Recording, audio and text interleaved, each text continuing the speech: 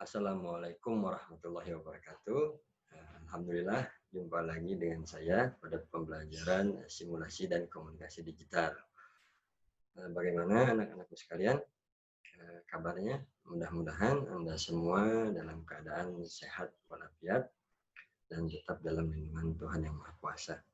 Nah, pada kesempatan kali ini saya akan melanjutkan pembelajaran pertemuan sebelumnya. Pada pertemuan sebelumnya, kita telah membahas mengenai logika. Pada pertemuan minggu kemarin ya, kita telah membahas mengenai logika. Nah, pada pertemuan ini, kita akan melanjutkan pada pembahasan algoritma. Kalau di sini lebih condongnya ke algoritma komputer nanti, tapi akan kita sesuaikan dengan kebutuhan dari core-nya kita sebagai SMK analis, sehingga nanti arahnya tidak kepada programming, tapi kepada stakeholder dalam menyelesaikan masalah-masalah yang mungkin akan timbul di bidang yang Anda tekuni.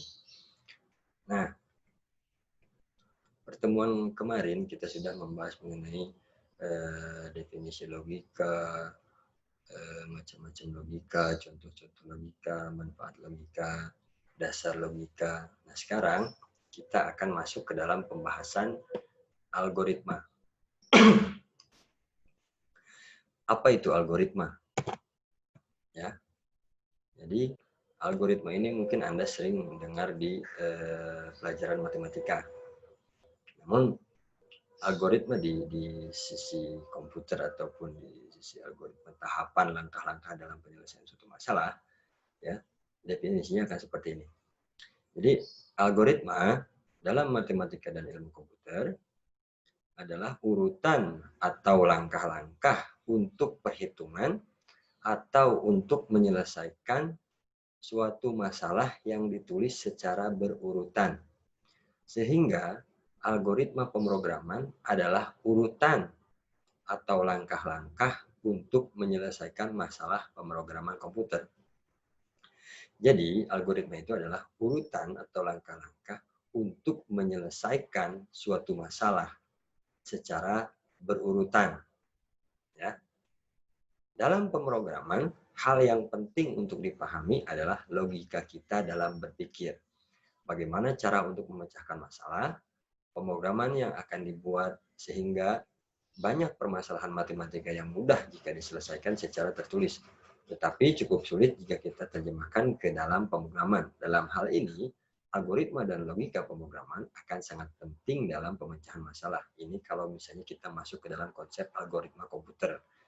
Jadi memang nantinya algoritma ini akan diterjemahkan ke dalam bahasa level rendah.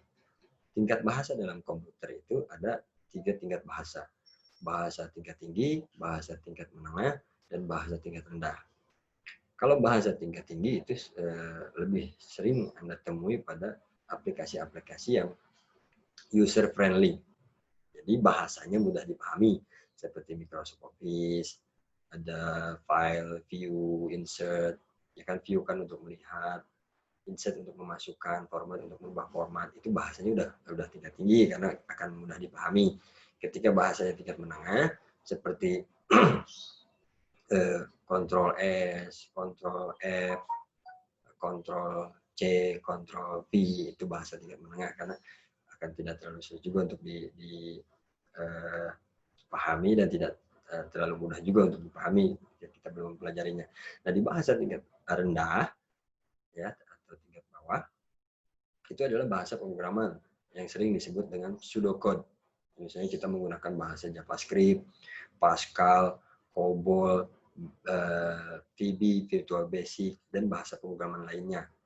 Yaitu di situ di level bahasa tingkat rendah. Nah, selanjutnya ini konsep dari algoritma. Algoritma itu pertama dari desain, kemudian dianalisis, diimplementasi, kemudian dilakukan eksperimen atau pengujian daripada algoritma tersebut. Nah, saya akan masuk ke dalam konsep algoritma dalam kehidupan. Ya, jadi algoritma dalam kehidupan itu contohnya langkah-langkah dalam aktivitas kehidupan sehari-hari. Maaf, ini ada salah tulis.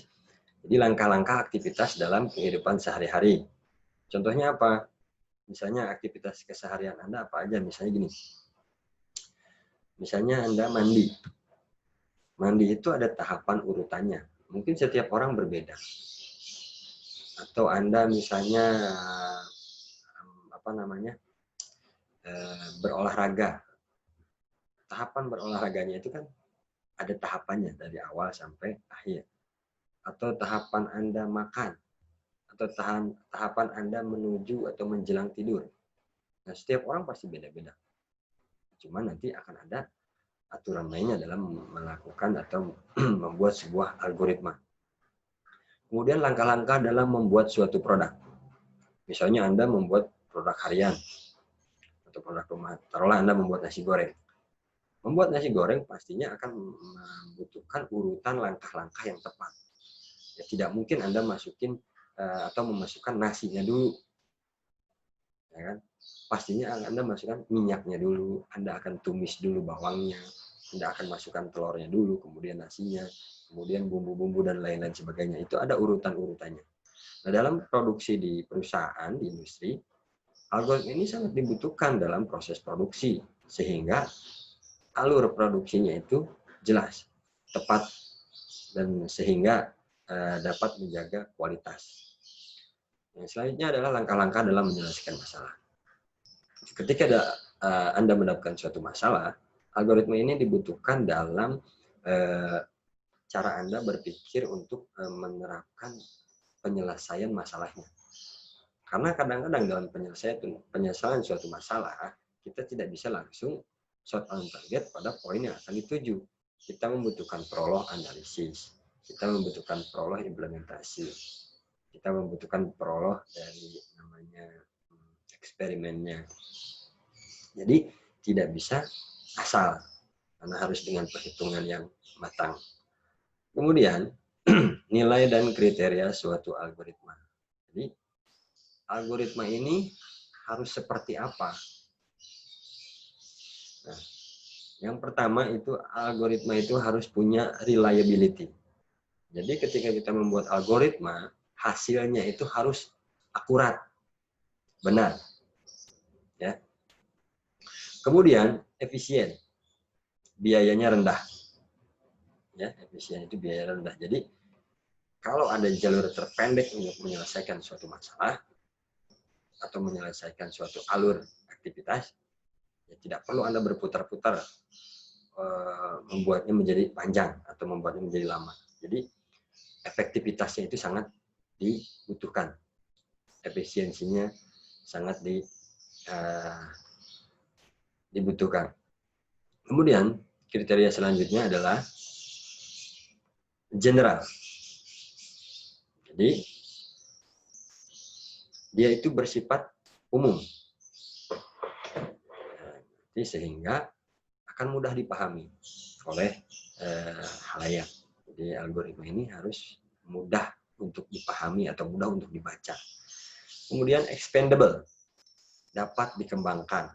Jadi dapat dikembangkan menjadi sub algoritma yang lain. Ketika kita bicara algoritma mengenai algoritma yang general, misalnya algoritma sistem akademik. Nah, di situ pastinya akan ada sub mengenai algoritma siswa, algoritma aktivitas siswa, algoritma aktivitas guru, aktivitas pemberkasan, dan lain-lain sebagainya. Makanya dia harus expandable sehingga mudah untuk dikembangkan. Nah, poin selanjutnya kriterianya adalah understandable atau mudah dimengerti. Jadi supaya si algoritma ini mudah untuk dimengerti dan dipahami. Poin selanjutnya adalah dapat diimplementasikan di berbagai platform. Artinya ketika si algoritma ini dibuat, kemudian akan diterapkan di dalam bahasa komputer, nah dia itu dapat diimplementasikan di berbagai platform. Misalnya bisa diimplementasikan di Windows, di iOS, atau di iPhone, atau di Android. Itu harus probability-nya harus tinggi. Kemudian precise. Precise ini artinya tepat, betul, dan teliti. Artinya jangan sampai ada kesalahan dalam membuat suatu algoritma. Walaupun opsi decision-nya banyak. Tapi tolak ukurnya adalah poin-poin ini. Reliable, efficient, general, expandable, understandable, probability, precise. Jadi boleh Anda membuat, oh kalau saya senangnya dengan seperti ini, tapi apakah algoritma itu masuk ke dalam nilai dan kriteria yang menjadi patokan dasar? Yang utamanya kan harus efektif, efisien, teliti, ya kan, mudah dimengerti, dapat diimplementasikan, dan bersifat umum. Nah, kemudian kita ke flowchart. Flowchart itu apa? Chart itu kan bagan, flow itu alir. Jadi terjemahannya adalah flowchart itu adalah bagan alir yang berisi tentang gambar atau bagan yang memperlihatkan urutan atau langkah-langkah dari suatu program dan hubungan antar proses beserta pernyataannya dari awal sampai akhir. Flowchart dinyatakan dengan simbol atau notasi. Nah, ketika Anda membuat algoritma, biasanya basically algoritma itu kan step-step atau langkah-langkah. Biasanya awamnya ketika membuat algoritma tanpa flowchart, orang akan membuat gambar menggunakan tanda panah atau menggunakan poin-poin next step dengan urutan nomor. 1 apa, 2 apa, itu adalah urutan langkah. Namun untuk mudah membacanya sehingga terlihat pada eksekusinya itu akan tepat atau tidak, dibutuhkan bagan flowchart. Nah, jelas di sini flowchart itu adalah bagan alir yang nanti akan menggambarkan langkah-langkah dalam penyelesaian masalah. Nah, dalam flowchart itu ada namanya notasi flowchart. Notasi flowchart ini ya, ada banyak. Di sebelah kiri dan sebelah kanan table itu bisa Anda lihat, ada tanda panah atas bawah kanan kiri, ini adalah simbol penghubung. Nah, kemudian ada kapsul atau biasa disebut terminator symbol, yaitu untuk permulaan atau akhir. Ya, jadi ini start atau stop, lambangnya akan seperti kapsul seperti ini ya. Kemudian ada lambang lingkaran, konektor simbol. Ya, dia itu untuk keluar atau masuk atau penyambungan. Jadi kalau misalnya Anda pindah halaman, Anda bisa menggunakan konektor lingkaran seperti ini. Nah, ada lagi yang seperti ini, seperti prisma. Konektor simbol juga, namun penyambungan proses untuk beda halaman. Nah, di sini hampir mirip. Ini untuk beda halaman juga bisa.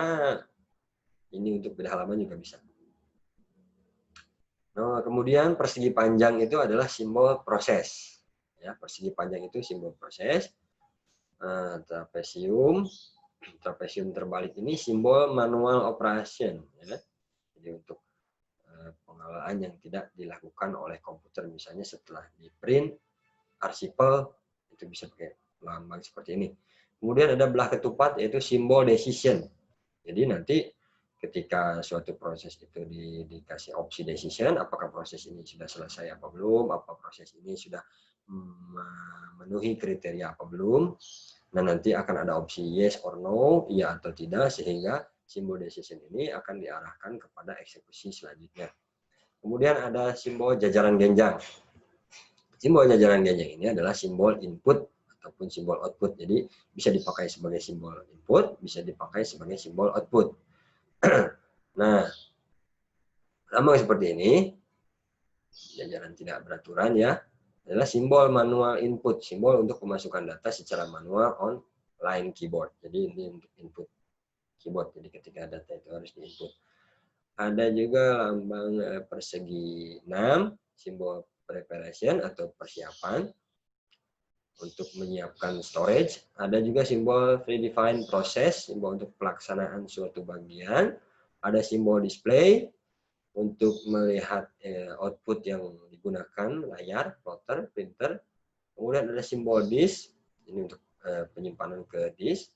Ada simbol magnetic tape, ya, magnetic tape menyatakan input berasal dari pita magnet atau output disimpan ke pita magnetik. Nah, ini simbol dokumen, ada simbol punch card. Yang paling sering dipakai adalah simbol yang di tabel pertama ini paling sering dipakai. Nah, saya akan memperlihatkan contoh dari flowchart aktivitas. Di sini, contoh flowchart membuat kopi.